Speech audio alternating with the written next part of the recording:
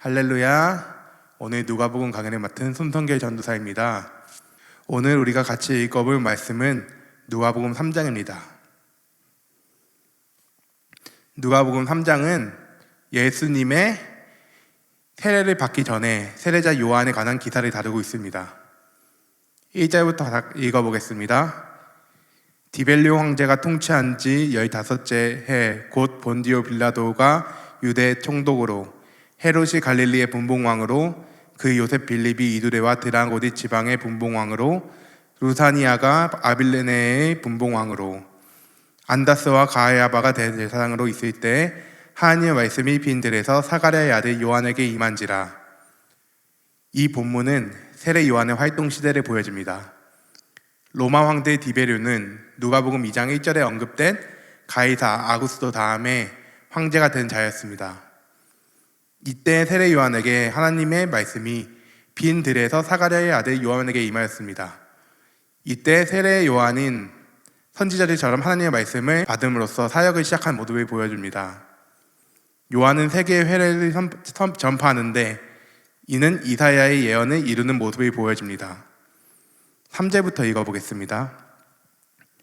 요한이 요단강 부은 각처에 와서 죄 사함을 받게 하는 회개의 세례를 전파하니 선지자 이사야의 책에 쓴 바 광야에서 외치는 자의 소리가 있어 이르되 너희는 주의 길을 준비하라.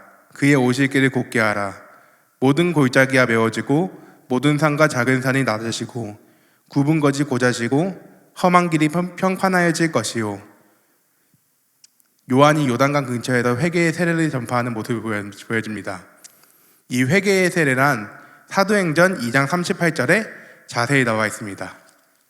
다 같이 사도행전 2장 38절을 보겠습니다. 다 같이 읽겠습니다. 베드로가 이르되 너희가 회개하여 각각 예수 그리스도의 이름으로 세례를 받고 죄사함을 받으라. 그리하면 성령의 선물을 받으리니. 여기서 회개의 세례란 믿고 세례 받아서 죄사함 받고 성령이 임하는 것을 알 수 있습니다. 요한은 그런 회개의 세례를 전파하는 모습을 보여줬습니다.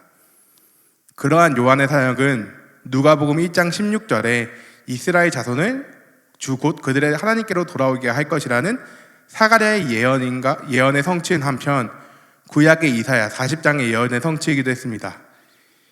이는 3절에서 3장 4절에 5절에 나오는 것처럼 광야에서 외치는 자의 소리가 있어 이르되 너희는 주의 길을 준비하라. 그의 오실 길을 곧게 하라. 모든 골짜기가 메워지고 모든 산과 작은 산이 낮아지고 굽은 것이 고자지고 험한 길이 평탄하여질 것이요 라는 이사야의 예언을 성취하는 말이었습니다.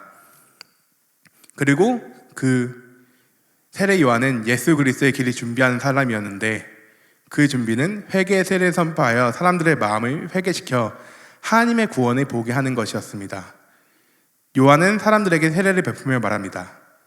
7절부터 읽어보겠습니다.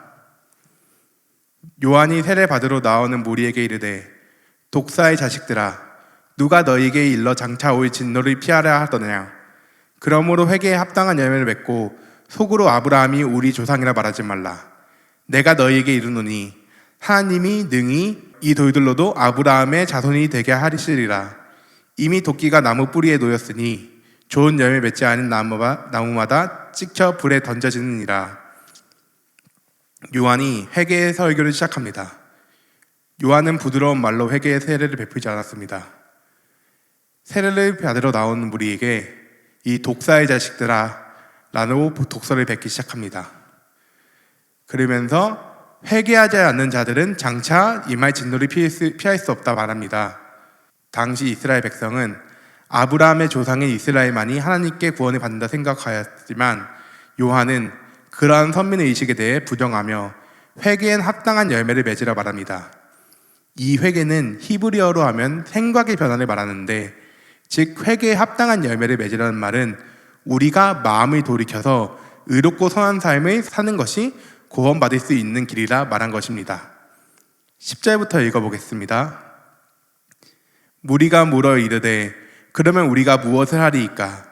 대답하여 이르되 옷 2벌 있는 자는 옷 없는 자에게 나눠줄 것이요 먹을 것이 있는 자도 그렇게 할 것이니라고. 세례들도 세례를 받고자 하여 와서 이르되 선생이여 우리는 무엇을 하리이까 하매 이르되 부과된 것 외에는 거두지 말라 하고, 군인들도 물어 이르되 우리는 무엇을 하리이까 하매 이르되 사람에게서 강탈하지 말며 거짓으로 고발하지 말고 받는 급료를 족한 줄로 알라 하니라.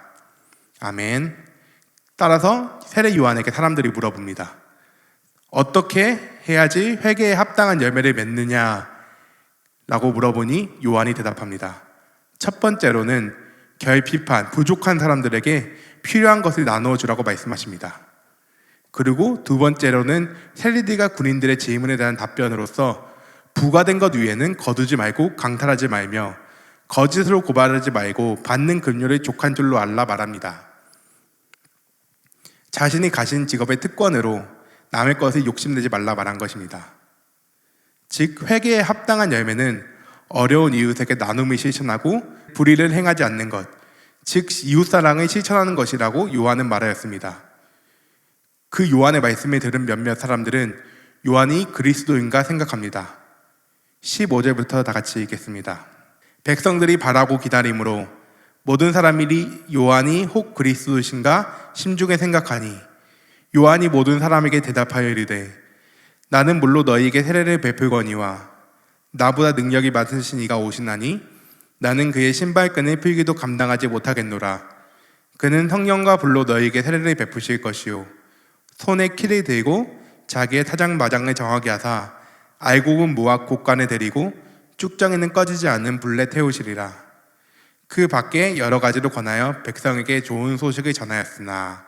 아멘. 당시 이스라엘 백성들은 로마의 억압 속에서 이스라엘을 구원할 메시아를 기다리고 있었습니다. 따라서 회개의 세례를 선포하는 세례 요한을 보고 그리스도가 아닌가 생각하게 됩니다. 그걸 안 요한은 백성들에게 진정한 그리스도가 누구신지를 알려주기 시작합니다. 요한은 자기가 그리스도가 아니며 곧 오실 그리스도에 대해 세 가지 내용을 증거하는데, 첫 번째로는 자기 뒤에 오실 그리스도께서는 자기보다 능력이 많으시며 자기는 그의 신발끈을 푸는 종의 역할도 감당하지 못할 것이라고 말하고 있습니다. 그러면서 그리스도의 크신 능력을 전파하였습니다. 또 두 번째로는 마태복음 3장 11절에 보면 정확히 나와 있습니다. 다 같이 마태복음 3장 11절에 보겠습니다. 나는 너희로 회개케 하기 위하여 물로 세례를 주거니와 내 뒤에 오시는 이는 나보다 능력이 많으시니 나는 그의 신의 되기도 감당하지 못하겠노라. 그는 성령과 불로 너희에게 세례를 베푸실 것이요 라고 말하고 있습니다.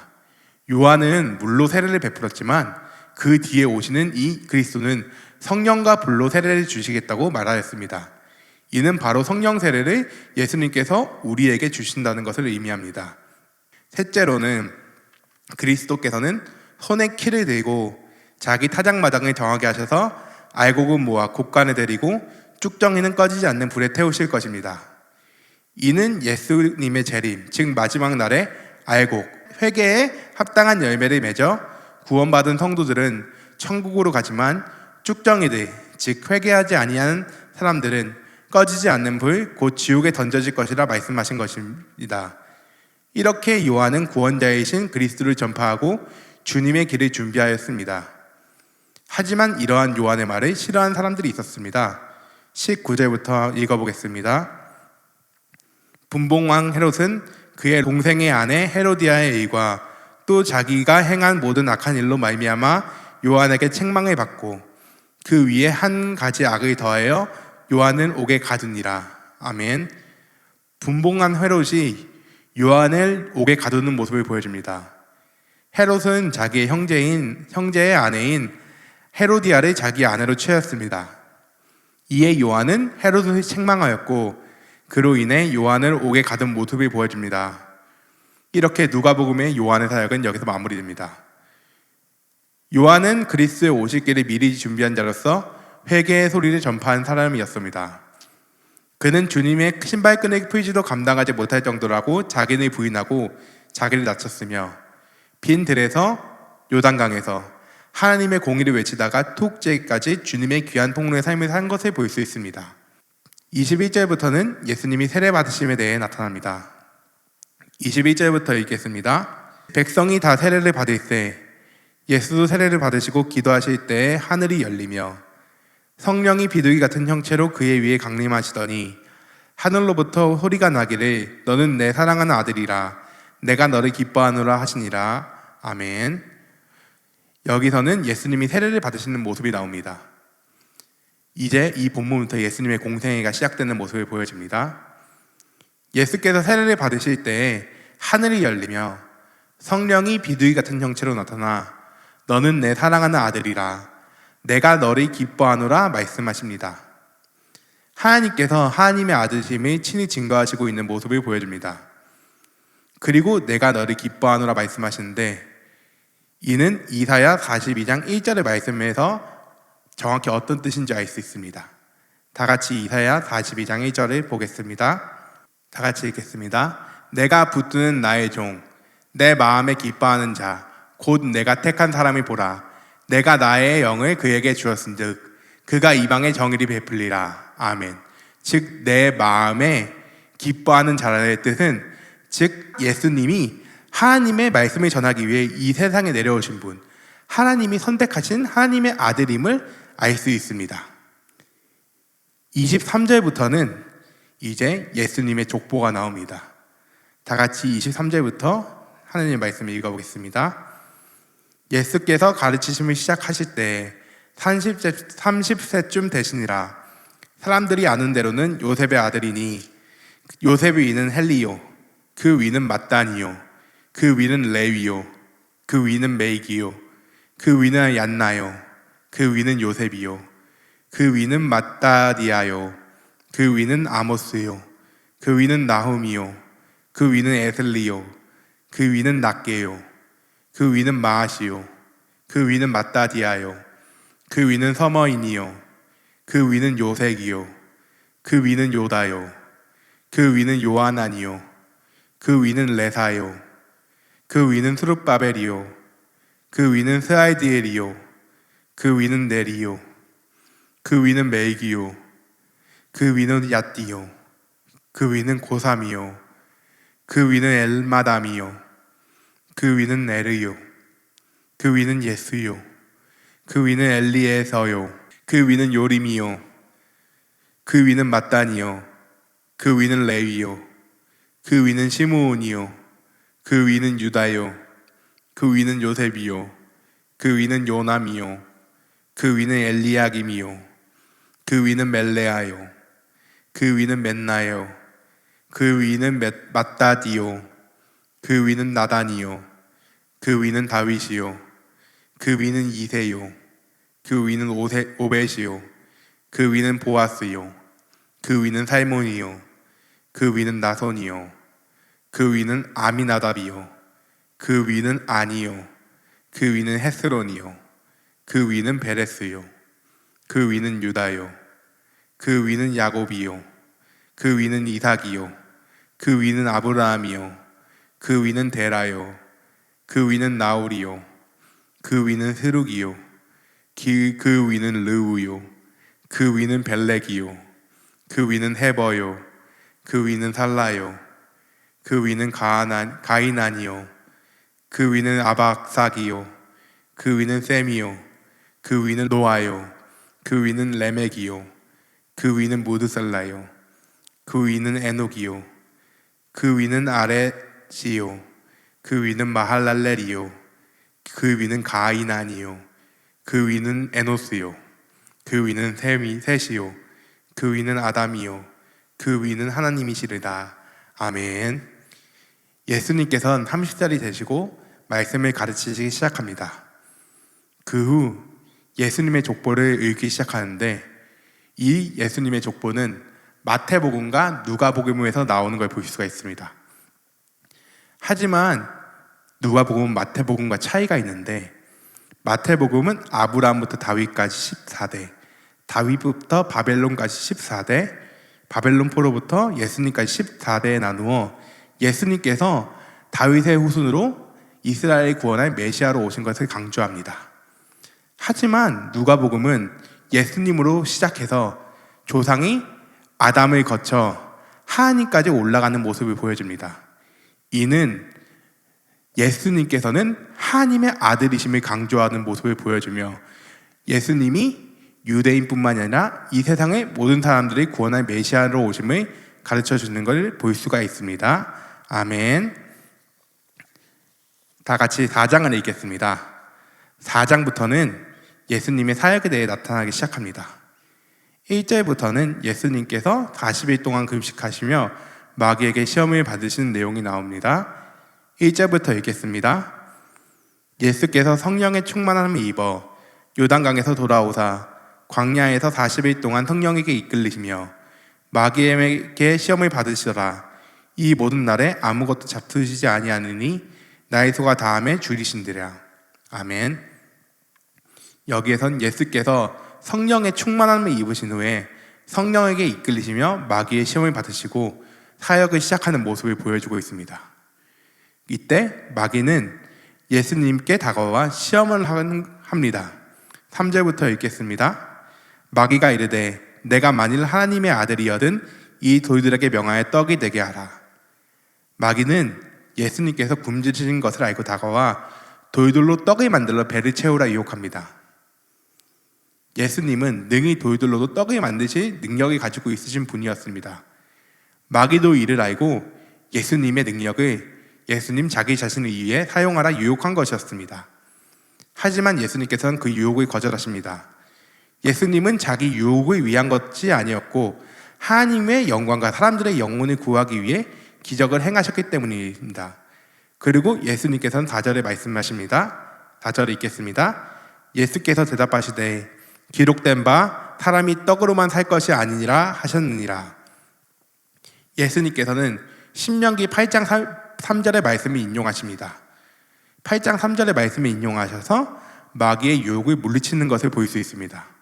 사람은 육체의 음식으로만 살 수 없고 영적인 음식, 곧 하나님의 말씀을 먹어야 우리가 이 땅에서뿐 아니라 영원한 하나님 나라에서 생명을 얻고 살아갈 수 있다고 말씀하신 것입니다. 마귀는 또 하나님을 유혹하기 시작합니다. 5절부터 읽겠습니다. 마귀가 또 예수를 이끌고 올라가서 순식간에 천하 만국이 보이며 이르되 이 모든 권위와 그 영광을 내가 내게 주리라. 이것은 내게 넘겨준 것이므로 내가 원하는 자에게 주노라. 그러므로 내가 만일 내게 절하면 다 내 것이 되리라. 마귀는 예수님께 천하 만국을 보여주며 자기에게 절하면 이 모든 것을 주겠다고 유혹합니다. 에베소서 2장 2절은 마귀를 공중에 건져서 잡은 자라고 말하고 요한일서 5장 19절은 세상은 악한 자, 즉 마귀 안에 처한 것이라 말하고 있습니다. 마귀는 자기가 가지고 있는 세상의 권력과 부귀로 예수님을 유혹하고 있는 것이었습니다. 하지만 예수님께서는 누구를 숭배해야 되는지 정확하게 말씀해 주십니다. 8절을 읽겠습니다. 예수께서 대답하여 이르시되 기록된 바 주 너의 하나님께 정죄하고 다만 그를 섬기라 하였느니라. 아멘. 예수님께서는 우리가 섬겨야 할 대상이 누구인지 정확하게 말씀하십니다. 마귀는 오늘도 우리를 세상의 권력과 부귀 영화로 유혹하며 그를 섬기길 유혹합니다. 하지만 우리가 경배하고 예배해야 할 대상은 오직 하나님뿐입니다. 우리는 하나님의 말씀에 복종하며 살아가야 된다는 것을 예수님께서는 말씀하고 있는 것입니다. 마귀는 마지막으로 예수님을 유혹합니다. 9절부터 읽겠습니다. 또 이끌고 예루살렘으로 가서 성전 꼭대기에 세우고 이르되 내가 만일 하나님의 아들이여든 여기서 뛰어내리라. 기록되었으되 하나님이 너를 위하여 그 사자들을 명하사 너를 지키게 하시리라 하였고 또한 그들이 손으로 너를 받들어 내 발이 돌에 부딪히지 않게 하시리라 하였느니라. 마귀는 시편 91장 11절의 말씀을 인용하고 있습니다. 그가 너를 위하여 그의 천사들을 명령하사 내 모든 길에서 너를 지키게 하심이라. 는 이 말씀을 인용하고 왜곡하여서 예수님이 시험하고 있는 모습을 보여줍니다. 마귀는 하나님의 말씀을 왜곡하여 말하며 하나님의 능력을 시험하도록 말한 거였습니다. 하지만 하나님의 능력은 시험이 아닌 믿음과 신뢰의 대상입니다. 그래서 예수님은 마귀에게 말씀하십니다. 12절을 읽겠습니다. 예수께서 대답하여 이르시되 주 너희 하나님을 시험하지 말라 하였느니라. 마귀가 모든 시험을 다한 후에 얼마 동안 떠나니라. 예수님께서 마귀의 말에 반박하여 하나님을 시험하지 말라고 말씀하십니다. 우리는 성경에서 예수님의 기적들을 볼 수 있습니다. 그러나 우리가 그 말씀을 믿지 않고 우리에게 그 기적만을 바라는 것은 올바른 신앙이 아니며 진정한 믿음이 아니심을 예수님께서는 말씀하고 있는 걸 볼 수 있습니다. 고린도전서 1장 22절부터 24절의 말씀을 보겠습니다. 다 같이 읽겠습니다. 유대인은 표적을 구하고 헬라인은 지혜를 찾으나 우리는 십자가에 못 박힌 그리스도를 전하니 유대인에게는 꺼리키는 것이요 이방인에게는 미련한 것이로되 오직 부르심 받은 자들에게는 유대인이나 헬라인이나 그리스도는 하나님의 능력이요 하나님의 지혜니라. 아멘. 이 사도 바울의 말처럼 우리 그리스도인은 믿음으로 하나님 앞에 순종하는 모습을 나아가야 됨을 보여주십니다. 이렇게 예수님께서는 마귀의 무욕을 이기시고 갈릴리 회당에 돌아다니며 말씀하시기를 시작합니다. 14절부터 다 같이 읽겠습니다. 예수께서 성령의 능력으로 갈릴리에 돌아가시니 그 소문이 사방에 퍼졌고 친히 그 여러 회당에서 가르치심에 못 사람에게 칭송을 받으시더라. 예수께서 그 자라나실 곳 나사렛에 이르사 안식일에 늘 하시던 대로 회당에 들어가사 성경을 읽으려고 서심해 선지자 이사야의 글을 들이더거늘 책을 펴서 이렇게 기록된 데를 찾으시니 곧 주의 성령이 내게 임하였으니 이는 가난한 자에게 복음을 전하게 하시려고 내게 기름을 부으시고 나를 보내사 포로된 자에게 자유를 눈먼 자에게 다시 보게 함을 전파하여 눌린 자를 자유롭게 하고 주의 은혜의 해를 전파하게 하려 하심이라 하였더라. 책을 덮어 그 맡은 자들에게 주시고 앉으시니 회당에 있는 자들이 다 조목하여 보더라. 이에 예수께서 그들에게 말씀하시되 이 글이 너희 귀에 응하였느니라 하시니 그들이 다 그를 증언하고 그 입에서 나오는 바 은혜로운 말을 놀랍게 여겨 이르되 이 사람이 요셉의 아들이 아니냐. 여기서 예수님께서는 갈릴리 회당을 돌아다니면서 말씀을 전하는 모습을 보여주십니다. 예수님께서는 회당에서 선지자 이사야의 글을 읽기 시작하십니다. 주의 성령이 내게 임하였으니 이는 가난한 자에게 복음을 전하게 하시려고 내게 기름을 부으시고 나를 보내사 포로된 자에게 자유를 눈먼 자에게 다시 보게 함을 전파하여 눌린 자를 자유롭게 하고 오직 은혜의 해를 전파하려 하심이라 하였더라. 말씀하시고 이 글이 오늘 너희 귀에 응하였다고 말하고 있습니다. 이는 예수님께서 이 땅에 오셔서 이사야가 예언한 자유의 날을 선포하신 것이었습니다. 이는 이사야가 예언한 메시아가 예수님임을 말씀하신 것입니다. 하지만 그 말을 들은 유대인들은 예수님의 육적인 모습만을 보고 배척하는 모습을 볼 수가 있었습니다. 22절부터 읽겠습니다. 그들이 다 그를 증언하고 그 입으로 나오는 바 은혜로운 말에 놀랍게 여겨 이르되 이 사람이 요셉의 아들이 아니냐. 예수께서 그들에게 이르시되 너희가 반드시 의사야 너 자신을 고치려 하는 속담을 인용하여 내게 말하기를 우리가 들은 바 가버나움에서 행한 일을 내 고향 여기서도 행하라 하리라. 또 이르시되 내가 진실로 너희에게 이르노니 선지자가 고향에서는 환영을 받는 자가 없느니라. 내가 참으로 너희에게 이르노니 엘리야 시대에 하늘이 3년 6개월간 닫히어 온 땅에 큰 흉년이 들었을 때에 이스라엘에 많은 과부가 있었으되 엘리야가 그중 한 사람에게도 보내심을 받지 않고 오직 시돈 땅에 있는 사렙다의 한 과부에게 뿐이었으며 또 선지자 엘리사 때에 이스라엘에 많은 나병 환자가 있었으되 그 중에 한 사람도 깨끗함을 얻지 못하고 오직 수리아 사람 나아만이 뿐이었느니라. 회당에 있는 자들이 이것을 듣고 다 크게 화가 나서 일어나 동네 밖으로 쫓아내어 그 동네가 건설된 산 낭떠러지까지 끌고 가며 미쳐 떨어뜨리고자 하되 예수께서 그들 가운데로 지나쳐 가시니라. 아멘. 여기서는 그들은 예수님이 요셉의 아들이 아니냐 의문함을 배척합니다. 예수님은 이 세상을 구원할 메시아로 이 땅에 오셨습니다. 하지만 사람들은 그를 단순히 목수 요셉의 아들이라는 선입견을 가지고 예수님을 무시하고 배척하는 모습을 보였습니다.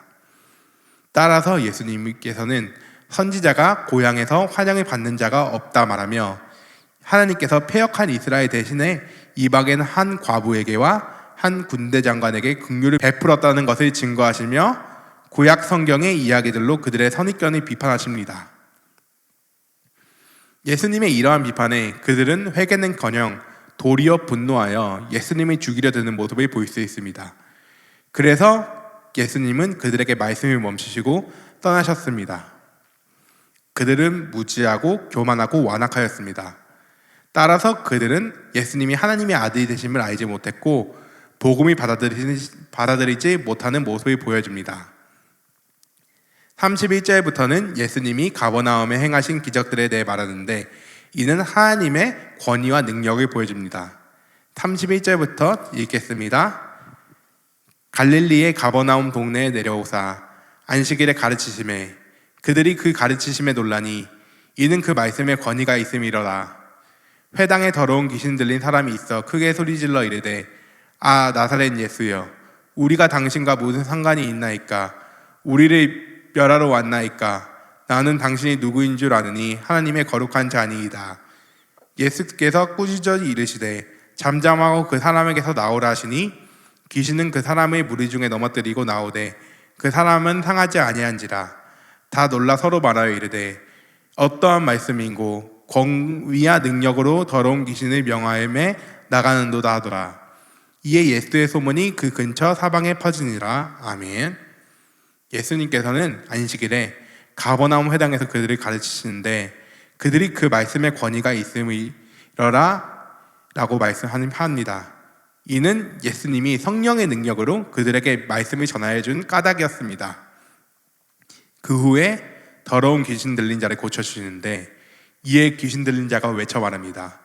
나사렛 예수여 우리가 당신과 무슨 상관이 있나이까 우리를 멸하러 왔나이까 나는 당신이 누구인지 아노니 하나님의 거룩한 자니이다 합니다. 그 귀신은 예수님이 하나님의 아들이심을 알고 소리친 것입니다. 하지만 예수님께서는 잠잠하고 그 사람에게서 나오라 명령하십니다. 여기서 예수님께서는 잠잠하시라고 말씀하십니다. 이 귀신이 쫓아내는 상황은 하나님의 신적인 권세를 보여주며 귀신도 예수님의 명령 앞에서 복종하는 모습을 보여주고 있습니다. 그 후에 예수님은 시몬의 집으로 들어가십니다. 38절부터 읽겠습니다.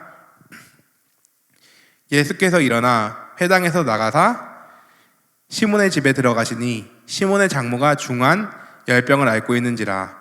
사람들이 그를 위하여 예수께 구하니 예수께서 가까이 가서 서서 열병을 꾸짖으시는데 병이 떠나고 여자가 곧 일어나 그들에게 수종드니라.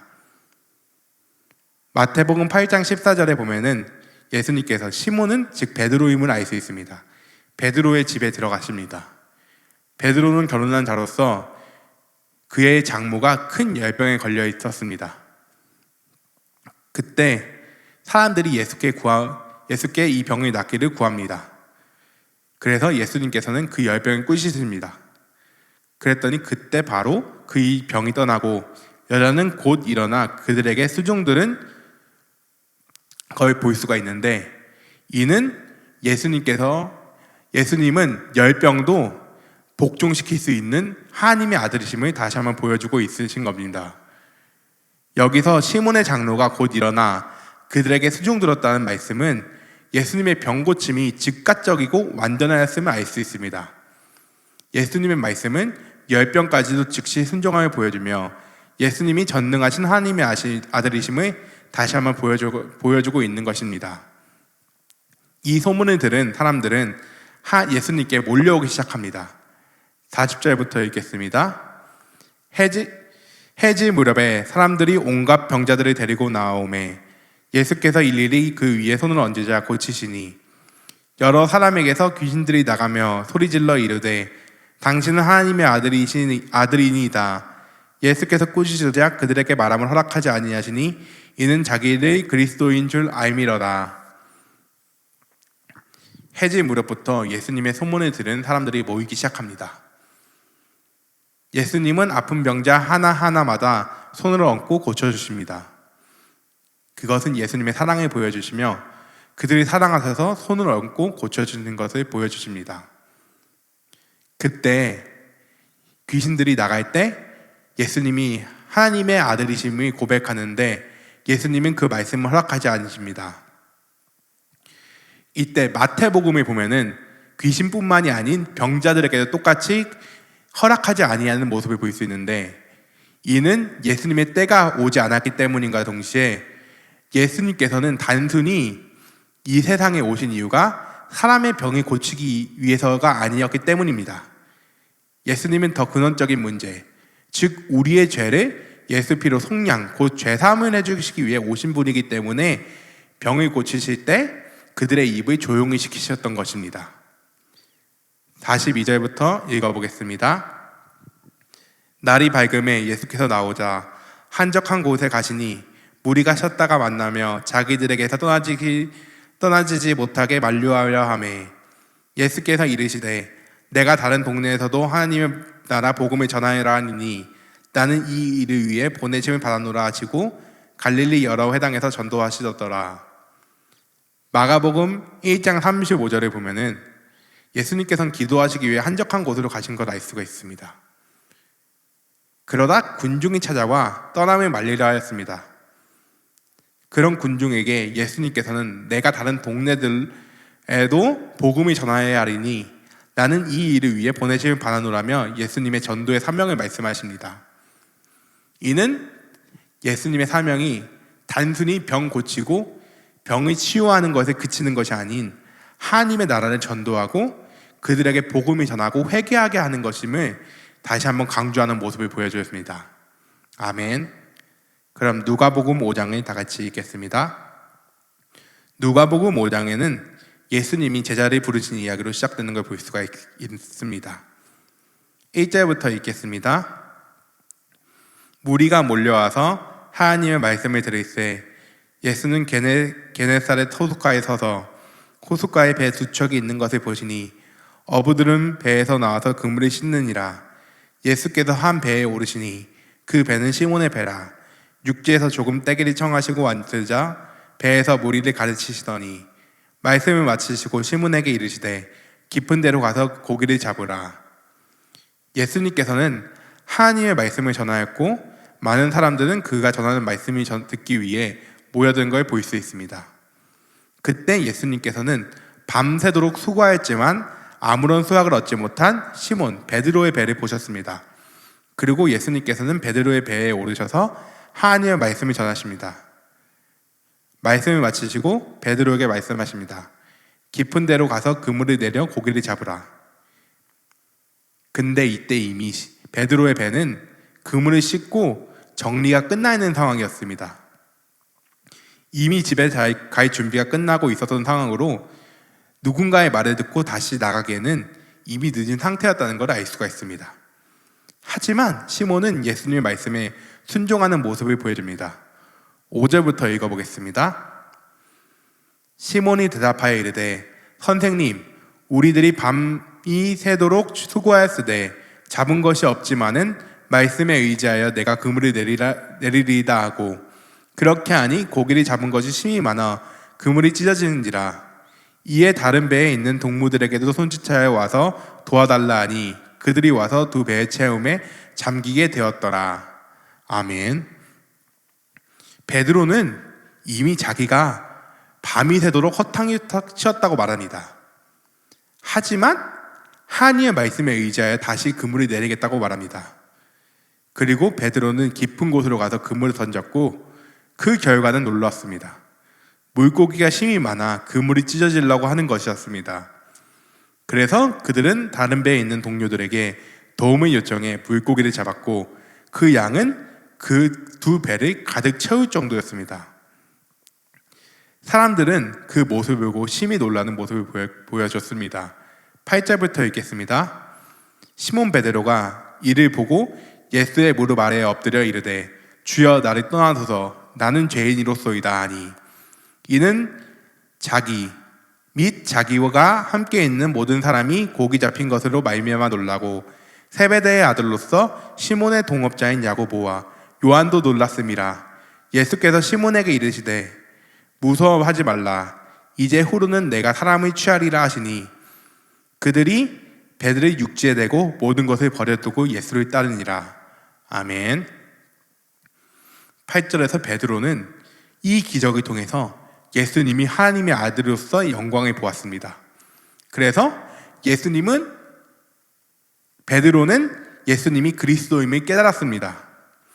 그러고는 이사야가 하나님의 영광을 보고 두려워 떨었던 것처럼 베드로도 예수님을 보고 두려워 예수님의 무릎 아래 엎드려 말합니다. 주여 나를 떠나소서 나는 죄인으로소이다. 말하며 자기의 죄를 고백하는 걸 볼 수가 있습니다.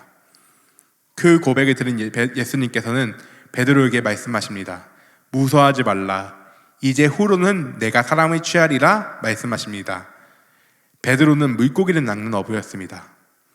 하지만 그는 예수님께 자기의 죄를 고백함으로써 예수님의 제자가 될 수 있었고, 그 결과 사도행전 2장의 오순절 설교에서 나타난 것처럼 3,000명의 사람을 회개시키게 되는 진정한 사람을 낚는 어부가 된 것을 볼 수가 있습니다. 이처럼 예수님의 제자가 된다는 것은 완벽이나 성공으로 이루어지는 것이 아닌 베드로와 같이 예수님 앞에서 자기의 죄를 회개하고 하나님 말씀에 순종하는 것이 제자의 삶을 사는 것임을 알 수가 있습니다. 그 다음 절은 예수님의 제자로 선택받은 사람들의 행동을 보여줍니다. 그들은 배를 육지에 대고 자기들의 모든 것을 버리고 예수님을 따라갔다고 합니다. 그들은 자기가 세상에서 가진 모든 재물을 버렸던 것입니다. 이는 그들이 가장 소중하다고 여기던 것에 변화가 생겼음을 보여주신 겁니다. 마태복음 6장 24절에는 너희가 하나님과 재물을 겸하여 섬기지 못한다 말씀하고 있습니다. 따라서 그들은 보이는 육적인 재물보다 더 중요한 하나님이 선택한 것입니다. 누가복음 14장 26, 27절 그리고 33절에는 예수님을 따라오려거든 자기의 가족과 자기의 소유 그리고 자기 자신까지 다 버리지 않고는 그의 제자가 되지 못한다라고 말씀하십니다. 우리는 세상과 천국 중 하나를 선택해야 됩니다. 이 세상에 좋은 것은 풀과 같고 그의 영광은 풀의 꽃과 같음을 깨닫고 하나님과 그의 나라를 위해 나가야 될 것을 믿습니다. 아멘. 12절부터는 예수님께서 중풍병자를 고치시는 기적을 보이십니다. 12절부터 읽겠습니다. 예수께서 한 동네에 계실 때에 온몸에 나병 들린 사람이 있어 예수를 보고 엎드려 구하여 이르되 주여 원하시면 나를 깨끗하게 하실 수 있나이다 하니 예수께서 손을 내밀며 그에게 대시며 이르시되 내가 원하노니 깨끗함을 받으라 하신대 나병이 곧 떠나니라. 예수께서 그를 경고하시되 아무에게도 이르지 말고 가서 제사장에게 내 몸을 보이고 또 내가 깨끗하게 됨으로 인하여 모세가 명한 대로 예물을 드려 그들에게 입증하라 하셨더니 예수의 소문이 더욱 퍼지매 수많은 무리가 말씀도 듣고 자기 병도 고침을 받고자 하여 모여오되 예수는 그는 물러가사 한적한 곳에서 기도하시니라. 아멘. 예수님께서 어느 마을에 있었을 때 한 나병 들린 사람이 찾아옵니다. 이 나병은 한센병을 말합니다. 한센병은 걸리면은 각종 염증과 궤양, 결핵성 혹, 손가락과 발가락의 끊어짐, 그리고 신경의 마비 등의 병들을 가진 병이었습니다. 심지어 그 병은 전염병이어서 부정한 자로서 동네에서 배척하듯 살지 못하는 사람들이었습니다. 그런 그가 예수님이 계신 마을로 찾아와 엎드렸던 것입니다.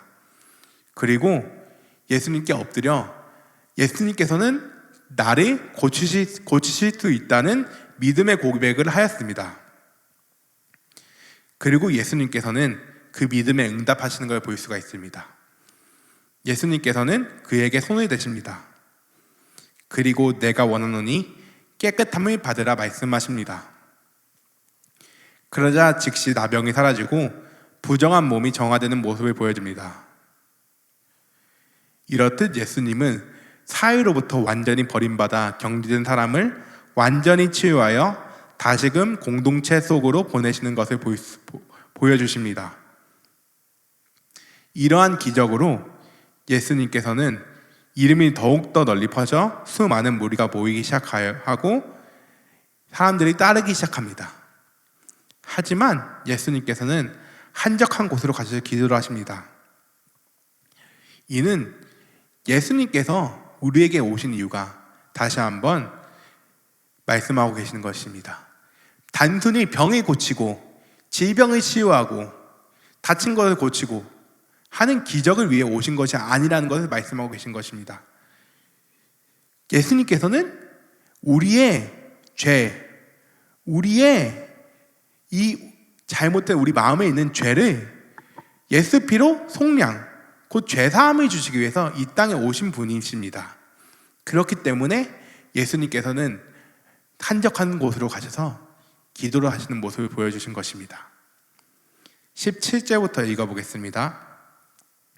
하루는 가르치실 때 갈릴리의 각 마을과 유대와 예루살렘에서 온 바리새인과 율법 교사들이 앉았는데 병을 고치는 주의 능력이 예수와 함께하더라. 한 중풍병자를 사람들의 침낭에 메고 와서 예수 앞에 들여놓고자 하였으나 무리 때문에 메고 들어갈 길을 얻지 못한지라. 지붕에 올라가 귀화를 벗기고 병자를 심상채 무리 가운데로 예수 앞에 달아내리니 예수께서 그들의 믿음을 보시고 이르시되 이 사람아 내 죄 사함을 받았느니라 하시니 아멘. 하루는 예수님께서 말씀을 전하시고 계셨습니다. 그때 예수님이 여러 행하신 일들로 인해서 많은 사람들이 예수님을 보려고 찾아왔습니다. 그래서 다 같이 말씀을 듣고 있었습니다. 그때 예수님께서는 병을 고치는 주의 능력이 함께하는 모습을 보여주시는데 이는 예수님께서 성령이 충만하셔서 하나님의 능력이 예수님과 함께 하시기 때문에 가능한 것을 보여주고 있습니다. 그때 한 중풍병자가 나옵니다. 중풍병은 몸에 마비가 와 몸을 제대로 움직일 수 없게 되는 병입니다. 그는 친구들의 도움을 받아서 예수님께 치유받고자 나오려고 하지만 사람이 많아서 나오지 못하는 모습을 보여줍니다. 그들은 예수님을 만나면 자기가 병이 고쳐진다는 믿음이 있었고 어떻게 해서든 예수님을 만나고 싶었습니다. 그래서 그들은 지붕의 귀화를 벗기고 침상째로 병자를 달아드렸습니다. 예수님께서는 그 사람들의 믿음을 보셨습니다. 그리고 말씀하십니다. 내 죄사함을 받았느니라. 이 말에 서기관과 바리새인들은 서로 놀라 의논하는 걸 볼 수가 있습니다. 21절에 읽겠습니다. 서기관과 바리새인들이 생각하이르되 이 신성 모독하는 자가 누구냐? 오직 하나님 외에 누가 능히 죄를 사하겠느냐? 바리새인들에게 죄사함이란 하나님께서 마지막 날을 위해서 자기의 대권으로 유보해 주신 권능이었습니다. 하지만 예수님께서는 그런 죄사함을 선언하신 것이었습니다. 따라서 그들은 예수님을 신성모독하는 사람이라고 말하며 예수님께 수근수근 대는 걸 볼 수가 있습니다. 그때 예수님이 말씀하십니다. 22절부터 읽겠습니다. 예수께서 그 생각을 아시고 대답하여 이르시되 너희 마음에 무슨 생각을 하느냐? 내 죄사함을 받았느니라 하는 말과 일어나 걸어라라 하는 말이 어느 것이 쉽겠느냐? 그러나 인자가 땅에서 죄를 사하는 권세가 있는 줄을 너희로 알게 하리라 하시고 중풍병자에게 말씀하시되 내가 내게 이르노니 일어나 내 침상을 가지고 집으로 가라 하시매 그 사람이 그들 앞에서 곧 일어나 그 누웠던 것을 가지고 하나님께 영광을 돌리며 자기 집으로 돌아가니 모든 사람이 놀라 하나님께 영광을 돌리며 심히 두려워하여 이르되 오늘 우리가 놀라운 일을 보았다 하리라. 아멘. 예수님께서는 그들에게 말씀하십니다. 내 죄사함을 받았느니라 하는 말과 일어나 걸어가라 하는 말이 어느 것이 쉽겠느냐? 그러나 인자가 땅에서 죄를 사하는 권세가 있는 줄을 너희로 알게 하리라 하시고 중풍병자에게 말씀하시되 내가 내게 이르노니 일어나 내 침상을 가지고 집으로 가라. 그러자 중풍병자가 일어나 하나님께 영광을 돌리는 모습을 보여줍니다. 예수님은 병을 고쳐주셨을 뿐 아니라 그 사람의 죄까지도 용서해 주신, 사해 주신 모습을 보여주시는 겁니다. 이 두 행위는 모두 하나님의 능력이 함께 하시면 할 수 없는 일입니다. 하지만 17절의 말씀처럼 성령의 충만함이 있는 예수님께서는 모두 함께 할 수 있는 일이었습니다. 하지만 예수님께서는 먼저 보이는 치유가 아닌 보이지 않는 죄 사함을 먼저 말씀하십니다. 이는 예수님께서 자기에게 죄 사함의 권세가 있는 자, 즉 하나님이심을 증명하신 사건이다. 예수님이 이 세상에 오신 진정한 이유는 사람들의 죄를 사하기 위함을 보여주기 위해서입니다. 따라서 중풍병자가 예수님께 와서 죄 사함을 받은 것처럼 우리도 예수 그리스도를 믿음으로 죄 사함을 받을 수 있는 것임을 알 수 있습니다. 아멘. 27절부터는 예수님께서 세례를 부르시는 모습을 볼 수 있습니다. 27절부터 한번 읽어보겠습니다. 그 후에 예수께서 나가사 레위라 하는 세리가 세관에 앉아있는 것을 보시고 나를 따르라 하시니 그가 모든 것을 버리고 일어나 따르니라. 예수께서는 세관에 앉아있는 레위를 보셨습니다. 이 사람은 마태복음 9장 9절을 보면은 예수님의 제자 중 하나인 마태임을 알 수가 있습니다. 예수께서는 레위에게 자기를 따르라 말씀하십니다. 그 즉시 레위는 자기의 모든 것을 버리고 예수님이 따라 나가는 모습을 보여줍니다. 이는 우리가 봤던 5장 12절의 어부들과 같은 모습을 보여주고 있습니다. 레위는 세상의 것과 하나님의 것 중에 하나님의 것을 선택하여서 자기의 직업, 재산과 같은 세상의 모든 것을 포기하였습니다. 그리고 예수님을 따라간 모습을 보였습니다. 그 후 레위는 예수님 위해 자기 집에서 큰 잔치를 벌이는 모습을 보여줍니다. 29절부터 같이 읽어보겠습니다. 레위가 예수를 위하여 자기 집에서 큰 잔치를 하니 세리와 다른 사람이 많이 함께 앉아 있는지라. 바리새인과 그들의 서기관들이 그 제자들을 비방하여 이르되 너희가 어찌하여 세리와 죄인과 함께 먹고 마시느냐. 예수께서 대답하여 이르시되 건강한 자에게는 의사가 쓸데없고 병든 자에게야 쓸데있나니 내가 의인을 부르러 온 것이 아니요 죄인을 불러 회개시키러 왔노라. 아멘.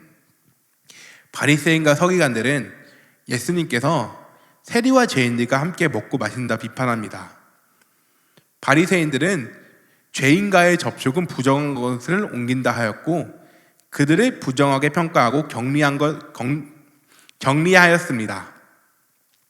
하지만 예수님께서는 의인을 부르러 온 것이 아니요 죄인을 불러 회개시키러 왔노라 말씀하시며 예수님께서 사회에서 소외받고 버림받은 세리와 죄인들을 병자로 보고 그들을 회개시키는 것이 자기의 사명이라 말씀하십니다. 즉 예수님께서는 이 세상의 죄인들을 회개시키기 위해 오심을 다시 한번 말씀하고 계십니다. 그러자 바리새인들이 다시 한번 공격합니다. 33절부터 읽어보겠습니다. 그들이 예수께 말하되 요한의 제자는 자주 금식하며 기도하고 바리새인의 제자들도 또한 그리하되 당신의 제자들은 먹고 마시나이다.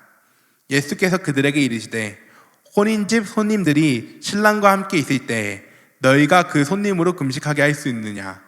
그러나 그 날이 이르러 그들이 신랑을 빼앗기리니 그 날에는 금식할 것이니라. 요한과 바리새인의 제자들은 금식하는데 예수의 제자들은 금식하지 않고 오히려 먹고 마시는 것을 문제 삼고 있는 모습을 보여줍니다. 금식은 기도하기 위하여 음식을 먹지 않고 지내는 것을 의미합니다. 이때 구약의 율법은 단 1년에 단 하루만 금식을 지정하였습니다. 레위기 16장 29절에 보겠습니다.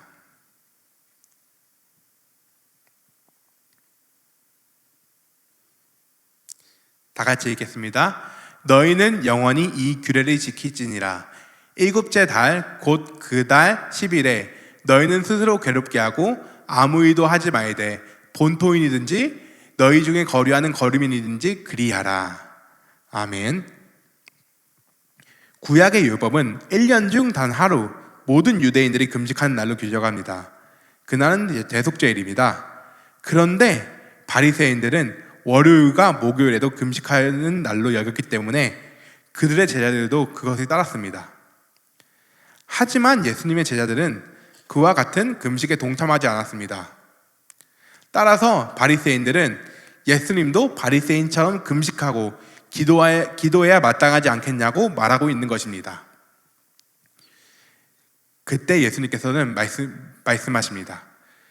예수님께서는 자기를 신랑에 비유하시고 제자들 신부에 비유하시며 예수님께 있어서 현재의 순간은 하나님 나라가 가까이 임하고 신랑이 자기 예수님께서 하나님 아들인 예수님께서 임한 날이기 때문에 금식할 때가 아니라고 말씀하십니다. 하지만 신랑을 빼앗긴 날, 예수께서 십자가에 달려 죽임 당하시는 날에는 금식할 것이니라 말씀하고 계신 걸 볼 수가 있습니다. 그 후에 예수님께서는 비유의 이야기를 하시는 모습을 보여주십니다. 36절부터 읽겠습니다. 또 비유하여 이르시되 새 옷에서 한 조각을 찢어 낡은 옷에 붙이는 자가 없나니 만일 그렇게 하면 새 옷을 찢을 뿐이요 새 옷에서 찢은 조각이 낡은 것에 어울리지 아니하리라. 새 포도주를 낡은 가죽 부대에 넣는 자가 없나니 만일 그렇게 하면 새 포도주가 부대를 터뜨려 포도주가 쏟아지고 부대도 못 쓰게 되리라. 새 포도주는 새 부대에 넣어야 할 것이니라. 묵은 포도주를 마시고 새 것을 원하는 자가 없나니 이는 묵은 것이 좋다 함이니라. 아멘. 예수님께서는 새 옷을 낡은 옷에 붙이는 자가 없고 새 포도주를 낡은 가죽 부대에 넣는 사람이 없다 말씀하시며 새 포도주는 새 것에 넣어야 된다고 말씀하십니다. 이처럼 예수님의 말씀은 그런 낡은 유대교의 전통에 있는 것이 아니라 말씀하시면서 이제 예수님의 말씀은 예수님의 십자가의 죽음에 근거한 새로운 언약으로 살아가야 된다고 말씀하고 있는 걸 보여주십니다. 아멘. 주기도문 하심으로 오늘 신약 누가복음 강해를 마치겠습니다. 하늘에 계신 우리 아버지여, 이름이 거룩히 여김을 받으시오며 나라가 임하시오며 뜻이 하늘에서 이루어진 것 같이 땅에서도 이루어지이다. 오늘 우리에게 일용할 양식을 주옵시고 우리가 우리에게 죄 지은 자를 사하여 준 것 같이 우리 죄를 사하여 주시옵고 우리를 시험에 들게 하지 마시옵고 다만 악에서 구하시옵소서. 나라와 권세와 영광이 아버지께 영원히 있사옵나이다. 아멘.